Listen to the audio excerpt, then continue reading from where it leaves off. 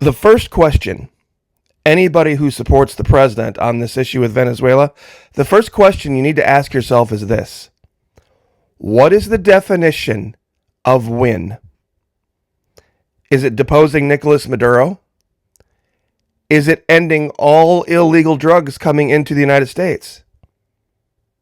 Is it a government that will allow big oil to go in and restore all of the nonsense that was going on prior to Chavez?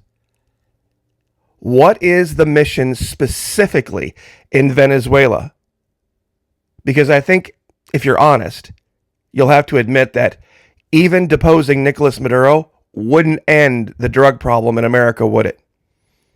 There will be people dying of drugs tomorrow, next year, the year after that, whether Nicolas Maduro is in charge or not. There were people dying of drugs before he was in charge, and it will continue. Why? Because Venezuela is not the problem. You can designate him a narco-terrorist all you want, and you can pop as many little boats out in the Caribbean. It's not even going to stop a tenth of it. It's not even going to stop 1% of it.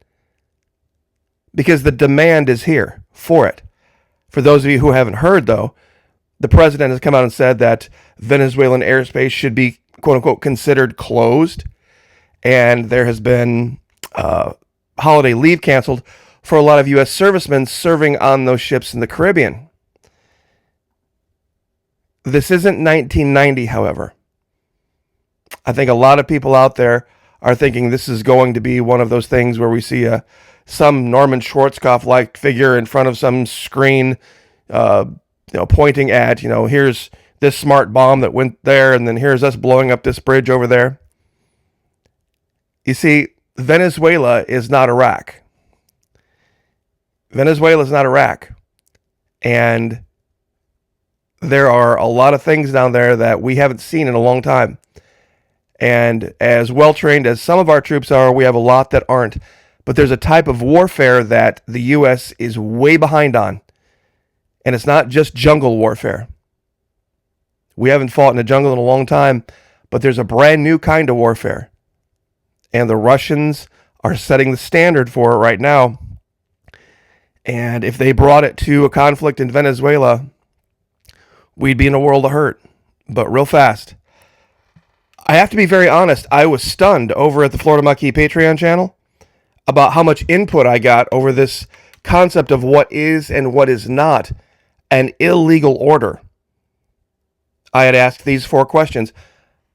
Could you order a female soldier to sleep with an enemy male soldier in order to get secrets or to distract a guard or in some way, shape, or form compromise herself that way to further a mission? Pardon me. Could you do that? Would that be a legal or illegal order? Is it covered in the Geneva Conventions?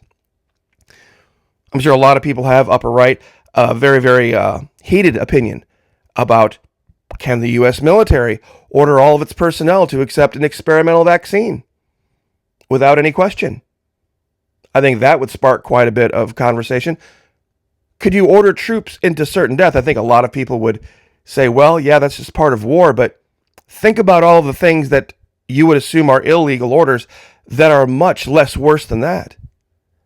And then as an aside, over here in the lower right, remember the scene in Starship Troopers where there was this little 5'3", 120-pound girl who had apparently had some hand-to-hand combat training, and she wanted to pick a fight with a guy who was 6'3", 240 pounds. Could you order a guy that big to go over there and punch a 5'3", 120, 130-pound girl right in the face? Would you accept that order? If you were ordered to get into a ring and said, hit her until she stops moving? Part of training? You see, this will be a very difficult thing, but these are the things we talk about, Florida Maquis Patreon channel, because they're gray area.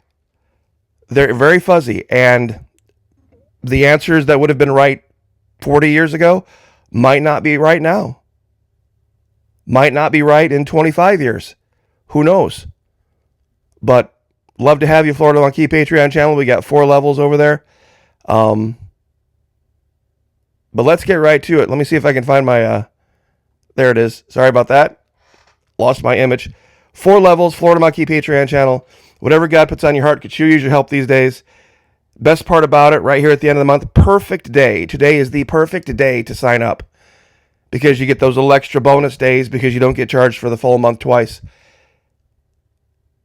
Meaning you'd get charged for the next 2. You just get basically charged just one time, and that would be it for the month. And then you would have all of December, all of January, all of February, 90 days, and you could still get a full refund all the way into February.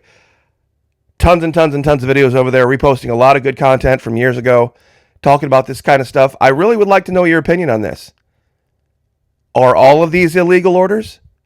Are some illegal? Are some not? And what would be the basis? Would love to see a conversation on like this down in the discussion here on YouTube. But without any further delay, let's get right to it. Venezuela reacts to U.S. airspace closure threat. Crockett says an attack on its airlines would constitute an act of aggression. I don't know how the U.S. has any authority to do this. With U.S. airlines, I suppose it could, but with other airlines from around the world, I'm not sure how they could. But you see, there's a problem with Venezuela that a lot of people don't see. When you have jungle environments right next to urban jungle, I guess, environments, you have to go about operations in a very, very different way. The leader of the armed forces in Venezuela is a man named Vladimir Padrino. Now, he's been in the military there since Venezuela was our ally. Whole nother video. We've done other videos on this. Yes, that's right. The reason they fly the F-16 is because at one time, Venezuela was our ally. And they've always been, facts first, socialist. There has never been a time in Venezuela's history ever when they were not a socialist country surviving off the government selling oil. That has been the established modus operandi in Venezuela since day one. The difference between Chavismo, and Maduro and other governments, well, he decided that more of that revenue should go to the Venezuelan people, and Big Oil didn't like it. Big Oil got the U.S. to sanction him, and just like there's a blockade on Cuba, and everybody blames socialism for what's happening in Cuba, not the blockade on Cuba, everybody's trying to do the same thing in Venezuela. The U.S. institutes a blockade, institutes sanctions, cause all sorts of financial problems, then they go to their lackeys in the media and say, do a story blaming socialism. But we're going to have a problem with this. We're going to have a problem with this. How many of you remember the scene from Predator where they couldn't find the thing? And one guy got killed, the Jesse Ventura character got killed, and they opened up and dumped all their ammunition into a section of jungle and they hit nothing. And they hit nothing. You see, our drones are going to hit nothing. See, drone warfare for the United States is this. And to give you an idea of scale of this aircraft, it's a little bit bigger than a private aircraft. If you wanted to hollow this out, you could probably fit 4 people in this. Bigger than a car. You know, it's a fairly decent-sized aircraft. What's going on with the Chinese and the Russians right now? They're fighting war with drones that could fit 3 or 4 or more to a backpack. That's right. And they're taking out major assets with these little tiny itty-bitty drones using AI, using guys that are driving them from way far away. Insanely fast, insanely accurate. And they can employ tactics the U.S. has never seen on the battlefield before. Imagine this giant V-22 dropping down and this door opening up and then soldiers coming out, taking up a position, and then all of a sudden, something the size of, maybe an eagle comes out of the sky at 200 miles an hour, flies into the back of this thing and blows it up. Just like that. That's what they're doing. They could send out swarms, hundreds of them. And yeah, an aircraft carrier has incredibly sophisticated anti-aircraft systems and interdiction systems. But when it hits a swarm of teeny tiny itty bitty little drones, there are 400 of them flying at 3 feet off the waves, even a Sea Whiz isn't going to get all of them. And you pop a couple of craters in the runways, it's over. And, not to put too fine a point on it, there are militaries out there that do not have a problem. You see, there's countries out there that didn't have a Me Too movement like we did. And they have no problem using certain assets in their military in a way that the U.S. is not used to, not accustomed to.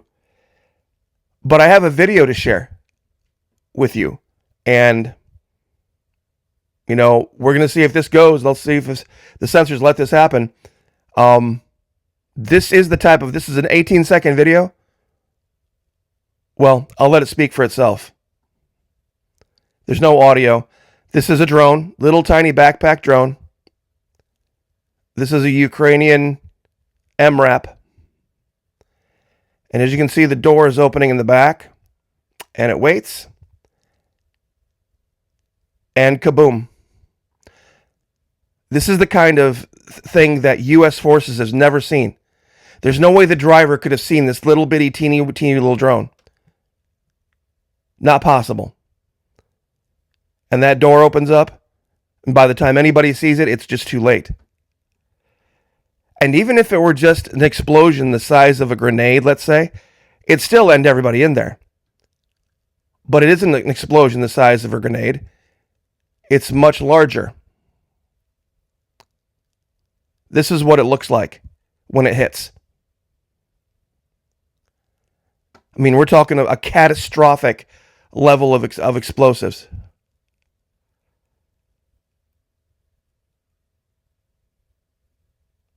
This is what these drones can do. And we're not talking 100 of them, we're talking thousands of them.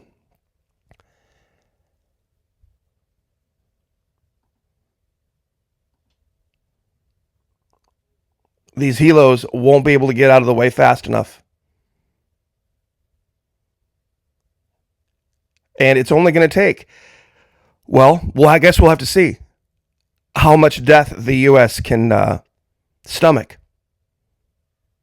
How many, right now, the idea of just the 2 soldiers, the one that got shot, the one in critical condition, pardon me, has already set, social media fire saying, look, we don't need the military doing this. We go down to Venezuela and we bring 100 back, 150 back, 200 back in body bags over fentanyl, over, an idea that somehow we're going to stop drugs when we're not going to stop drugs. Let me say that again. You're not going to use the military to stop drugs. It's just not going to work because there's just too much demand. There's too much demand for it. And that's not what our military is for.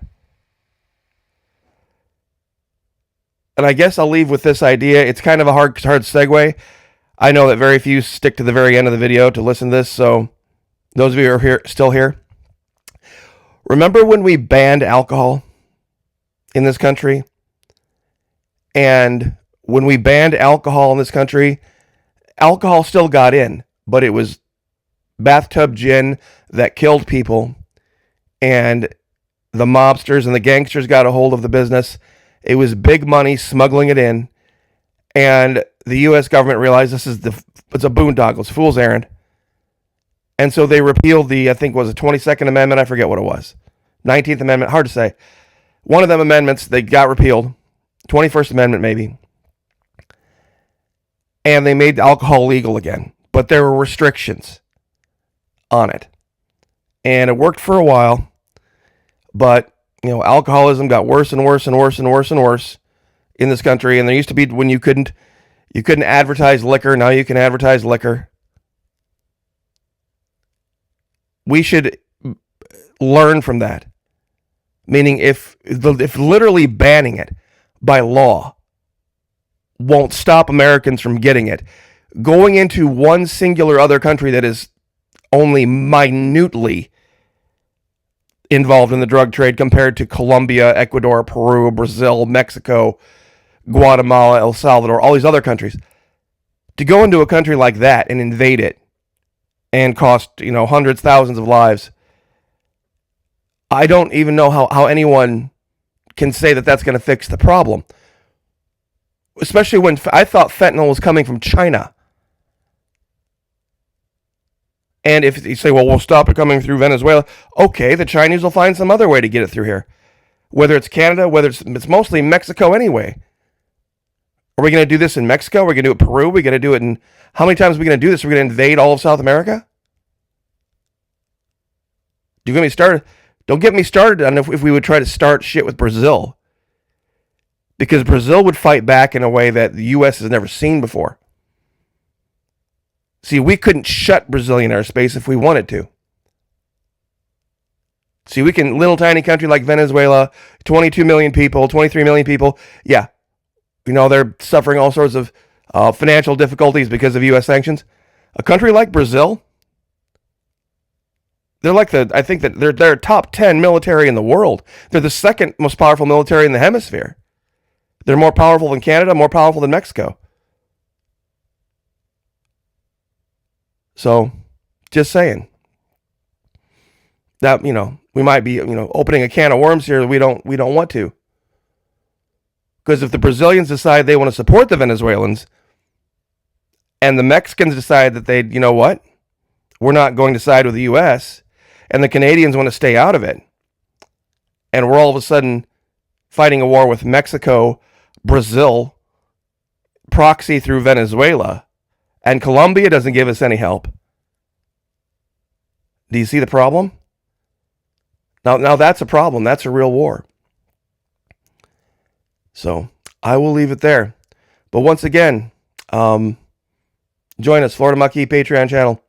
Love to have you over there. Love to have the discussion about the 4 illegal orders. Maybe I'll create a little poll that people can, answer over at the communities tab here on YouTube, so that people can, express which one they think is an illegal order, which one isn't, and why.